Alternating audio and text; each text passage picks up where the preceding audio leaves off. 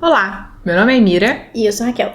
e nós somos psicólogas clínicas. E hoje a gente vai falar de um filme que é pra chorar. A Vida em Si.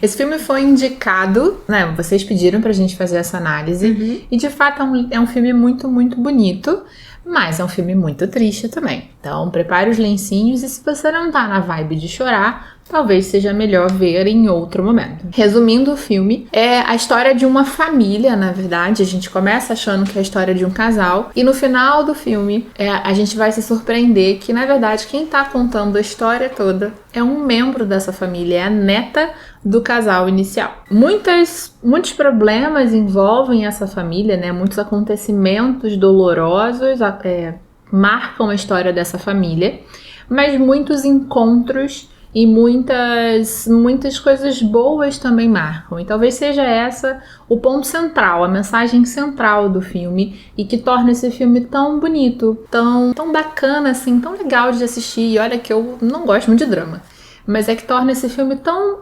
interessante pra gente poder analisar. Entender que a vida é de fato um grande amontoado de situações. Situações, ora, muito dolorosas, como a gente tem no filme, que é a morte. O filme é marcado por muitas mortes, na verdade, né? Mas a morte da mãe sendo atropelada, a morte do pai porque não consegue lidar com a ausência da mãe, a morte da avó, da menina, né? Então, assim, uma adolescente, uma criança, na verdade, que tem uma história marcada, ela não conhece a mãe, ela não conhece o pai, a avó morre quando ela tem 6 anos, o cachorro morre quando ela tem 7 anos, mas depois essa adolescente vai encontrando os seus caminhos, e mais do que isso, né? Antes mesmo desse casal falecer, a gente tem a história deles sendo construída de uma maneira muito bonita, com muita parceria, com muita cumplicidade entre eles, né? Acho que talvez o ponto central de A Vida em Si seja falar de aceitação, de entender a vida como ela é. Isso. E é isso, né? A vida é feita de sofrimentos, mas também é feita de momentos bons, de momentos felizes. E eu acho que dá pra pegar um pouco o gancho da ideia de que nem sempre a gente vai estar bem, sabe? E tá tudo bem, nem sempre estar bem. E mesmo que a gente passe por muitos sofrimentos, mesmo que a gente passe por momentos muito difíceis, a gente ainda consegue, com aceitação, né, com uma estrutura mínima também, né, com apoio, com suporte, como ela teve do avô, como o outro menino também, né, que acaba sofrendo também, né, em algum nível de ter vivenciado, né, de ter vivenciado alguma coisa. Ele também tem o suporte dos pais, ele tem o suporte de um outro cuidador. Então, com esse suporte, eles conseguem se tornar adultos que vão formar uma família, que vão ter uma vida funcional, né? Então, isso é bastante interessante, importante. Sim, e de como os acontecimentos de alguma forma vão criando conexões e abrindo possibilidades. Um outro ponto também interessante da gente pensar no filme é o quanto a rebeldia da adolescente, né, se explica muito mais pelas dores que ela vivenciou do que por uma rebeldia boba. E como as pessoas têm dificuldade de enxergar isso, né, de identificar essa dificuldade pela qual ela passa. Imagina a sua mãe falecer no dia que você nasce, né? Aliás, você nascer porque ela faleceu, o seu pai não conseguir lidar com isso e 6 meses depois também morrer, e a sua avó, que é a sua principal cuidadora, morrer com 6 anos, quando você tem 6 anos, e depois o seu cachorrinho também com 7 anos, e a única lembrança que você tem dos seus pais é o cachorrinho que também falece, né? E aí ela vai crescendo, sendo cuidada por esse avô, que é muito participativo e tal, mas não é o pai dela, não é a mãe dela, né?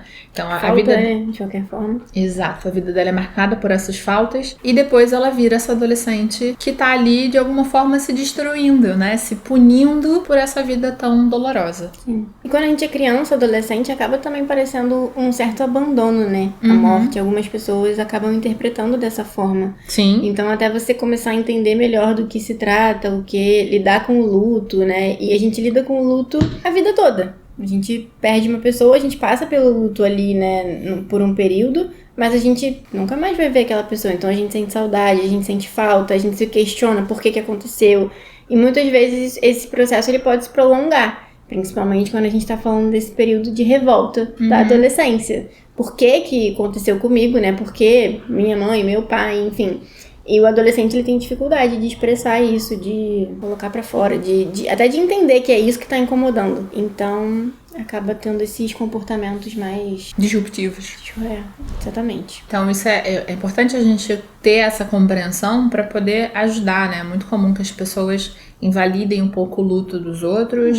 É muito comum que as pessoas achem que tem um prazo de validade para que esses efeitos aconteçam, né? Então, ela já é adolescente, ela vai fazer 20 anos no filme. Não era para ela estar reagindo assim. Não era por quê? Quem determinou essa regra, né? A vida dela é toda marcadinha por esses problemas. Ela se construiu em cima disso. Por que não era para ter? Então, ter um olhar muito mais compassivo, um olhar muito mais acolhedor é fundamental nesse momento. O avô tenta, mas nem sempre consegue, né? E as pessoas ao redor, o pouco que mostra no filme, menos ainda conseguem acolhê-la. E então a gente entender que não existe um prazo de validade para esse sofrimento é fundamental para que a gente possa lidar melhor com as pessoas que passam por dificuldades na nossa vida. Um outro ponto que vale a gente pensar também no filme é a postura do Javier, que é o pai do menino que presencia o acidente, né? Que em algum momento ele decide sair. Sair da família, porque ele acha que ele não tem como mais ajudar e deixa a cargo do personagem do Antônio Bandeiras assumir o papel de provedor, de cuidador principal. E aí mostra como que, às vezes, quando a gente se depara com situações que a gente se sente... Impotente, obrigada. A gente se sente impotente, a gente se sente mais vulnerável, acaba que a gente toma decisões muito importantes e, às vezes, a gente toma a decisão mesmo de se retirar daquela situação. E, nesse caso, ele se retirou da família.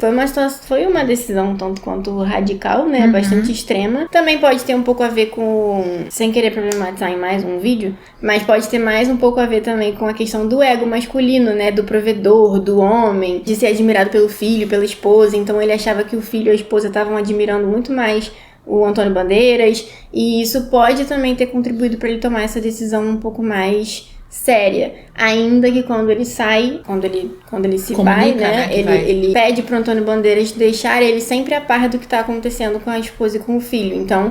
ele se retira, mas ele ainda quer saber, ele ainda se preocupa, de alguma forma. Mas, de qualquer forma, é uma decisão complicada. Porque em nenhum momento ele conversa com a esposa sobre isso, né? Na verdade, quando ele vai perguntar pra ela se ela sente alguma coisa pelo Antônio Bandeiras, ele já tá com a mala pronta. E ela, revoltadíssima, diz que não, que óbvio que ela não sente nada por ele, que ele é só uma pessoa que tá ali ajudando o filho dela. E ela mantém isso ao longo da vida inteira no filme, né? Ela de fato não estava interessada no Antônio Bandeiras, mas ele, por conta desse machismo, por conta dessa dificuldade de demonstrar vulnerabilidade, por conta dessas expectativas de regras sociais, de papéis sociais, do que ele deveria cumprir ou não conversou com a esposa.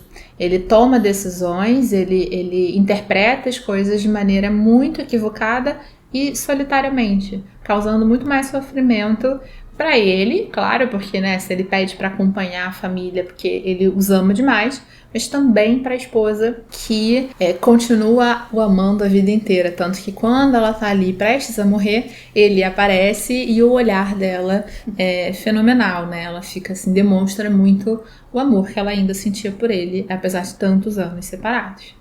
E aí, pra gente finalizar, tem, né, o ponto em que o filme também se finaliza, que a neta, defendendo o argumento da avó sobre a questão da vida não ser um narrador confiável, e tem muito essa expectativa de que as coisas precisam acontecer de uma maneira muito certinha, e por isso, né, o narrador confiável de que vai contar exatamente como tudo acontece, vai ter uma ordem cronológica. O próprio filme brinca um pouco com essa questão da cronologia, com quem é que tá falando, né? Tem um narrador o tempo inteiro que vai contando o que vai acontecendo, a gente não sabe quem é esse narrador. Tem cenas em que as pessoas falam algo, a gente tem a entender uma coisa e depois a gente entende outra, então tem toda uma brincadeira interessante para defender essa história de que quem narra um ponto de vista e que a vida não é uma história linear, né? Muitas coisas podem acontecer e a gente, apesar dela ser o narrador menos confiável, é também o narrador mais confiável, porque afinal de contas é o que a gente tem pra viver, né? É o que conduz a nossa história, é a vida, sem que a gente possa ter muito controle, e tanto pro bem quanto pro mal, né? Tanto pra coisas muito ruins acontecerem, mas pra coisas interessantes e encontros inesperados também acontecerem. Isso aí. Então, se você já assistiu, conta pra gente se você chorou muito, se você chorou pouco. Eu chorei muito. E se vocês quiserem que a gente traga mais algum ponto, alguma outra questão específica, conta pra gente também, que a gente faz um outro vídeo. E se tiver uma sugestão de outro filme, deixa aqui nos comentários. Isso, exatamente. E não esquece de curtir, compartilhar, se inscrever no canal e comentar muito pra engajar com a gente. Então, até a próxima. Até!